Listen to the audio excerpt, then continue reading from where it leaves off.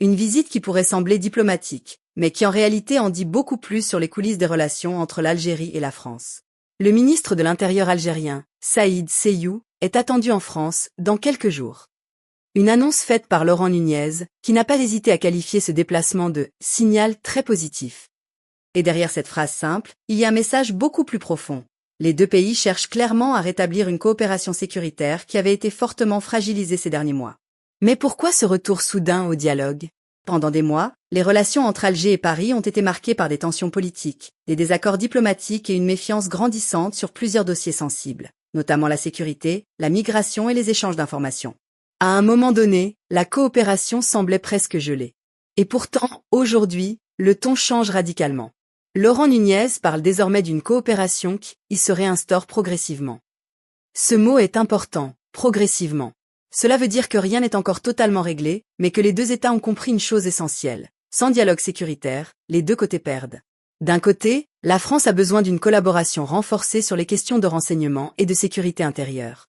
De l'autre, l'Algérie cherche à maintenir des canaux stables avec un partenaire historique, malgré les tensions politiques passées. Mais attention, ce rapprochement ne signifie pas que tout est redevenu normal. Au contraire, il révèle une réalité plus complexe. Les relations entre les deux pays fonctionnent par cycles de tension et de rapprochement. Et c'est exactement ce que nous sommes en train d'observer aujourd'hui.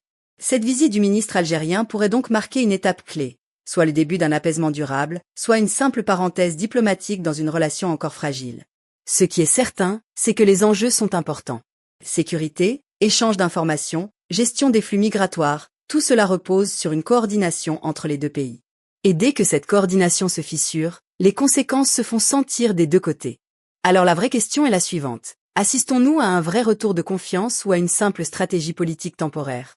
Pour l'instant, les déclarations restent prudentes, mais optimistes. Et dans le langage diplomatique, ce genre de nuance est toujours très révélateur.